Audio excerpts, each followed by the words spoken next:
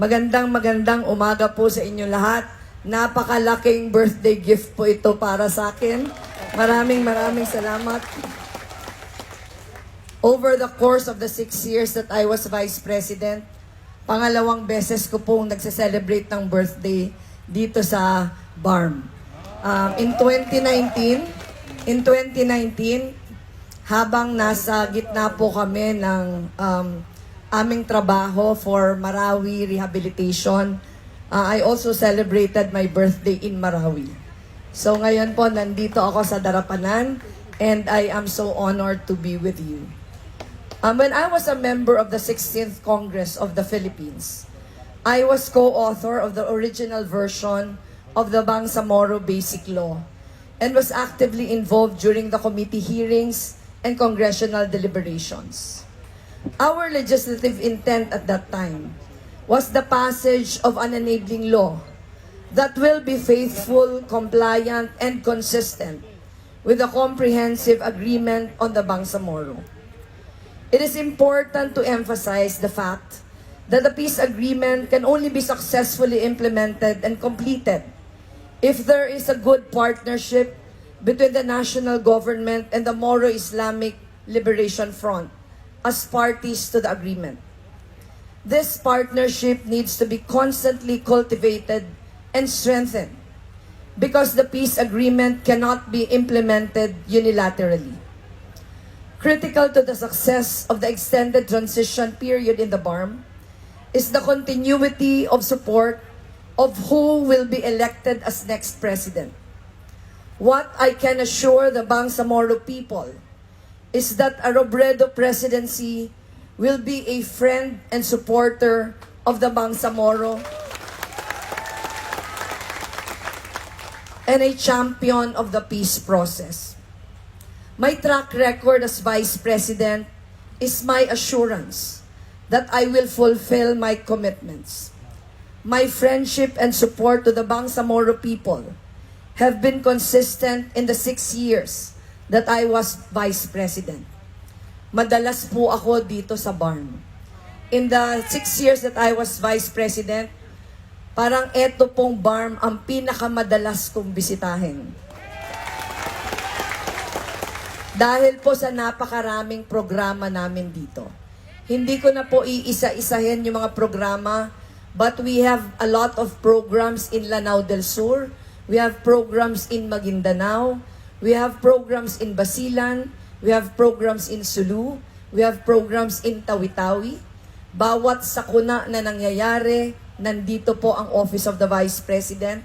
Nung nangyari yung Marawi Siege, in the middle of the siege, nandito na po kami sa Lanao del Sur, tumutulong. Ang amin po mga programa, iba-iba. Halimbawa po after the siege, nagkaroon po tayo ng mga pabahay para sa mga IDPs ng Marawi. Yung pabahay po nandun sa Area 7 ng Barangay Sagungsongan na binabalik-balikan natin. Halos karamihan sa mga munisipyo ng Lanao del Sur, bumaba po tayo ng mga proyekto. Dito po sa Maguindanao, bumaba tayo ng mga proyekto. Nag-arrange po yung mga proyekto sa mga sustainable livelihood and training programs, programs on education, health, and social development, mga programa para maibsan yung kahirapan. Yung mga lugar po na wala pang kuryente ay nag-energize po tayo. Halimbawa po sa Sulu, nagpalagay po tayong footbridge para i-connect yung mga isla sa mainland. Halimbawa sa Basilan, nagpagawa po tayo ng weaving center para sa mga weavers, para maprotektahan ang kanilang hanap buhay. Nagpatayo po tayo ng mga eskwelahan sa Marawi right after the siege. Meron tayong feeding programs, meron po tayong mga programa para sa out-of-school youth, iba-iba. At yun po yung pagpapakita namin ng pagmamahal namin sa Bangsamoro people. As Vice President, and if I will be given the chance to be your future President, I commit to the Bangsamoro people the following platform of actions to complete the implementation of the peace agreement and address the remaining gaps in the Bangsamoro transition period. Number 1, hasten the implementation of the comprehensive agreement on the Bangsamoro, including the political track and the normalization track. On the aspect of normalization, we will formulate a mutually acceptable roadmap for normalization and guarantee the provision of adequate funding, particularly on the camp's transformation and development and socio-economic package for the decommissioned combatants. The rehabilitation of poverty-stricken communities and the vulnerable sectors will be promptly attended, and we will sincerely support the continued operations of the peace mechanisms, including those for ceasefire and normalization. We also commit to be faithful to the implementation of the Annex on Normalization on the matters of the disbandment of private armed groups and the gradual and commensurate redeployment of the armed forces of the Philippines. Number 2, to fully implement provisions of the Bangsamoro Organic Law and continue the momentum of the intergovernmental relations body in due regard and recognition of genuine autonomy. We will sustain the gains of the smooth relations between the national government and the Bangsamoro government at the level of the intergovernmental relations body and ensure that the remaining implementable provisions of the Bangsamoro Organic Law are fulfilled. Number 3, include the immediate passage of the Transitional Justice Bill. As we move towards peace, we need to deal with the past and recognize and acknowledge the injustices fought by the Bangsamoro.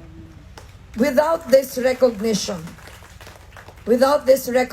and acknowledgement, we cannot move forward as a nation.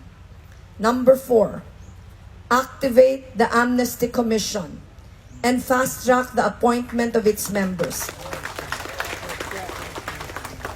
As we collectively work on national healing and reconciliation, I will use my powers with utmost prudence and discretion on granting amnesty following stringent procedures to all qualified MILF members and supporters and those who were involved in the armed conflict. Number 5, complete the rehabilitation of Marawi and allow the safe return of the internally displaced persons. This includes the activation of the Marawi Compensation Board and immediate appointment of its members. We will ensure provision of adequate funds for the compensation of the victims in the 2023 General Appropriations Act. With these commitments, I put myself before you as a candidate for the presidency of the Republic of the Philippines and hope to be your partner in working for peace in Mindanao. Maraming salamat po sa inyo. Please be assured of my friendship and 100% support. Mabuhay po kayong lahat.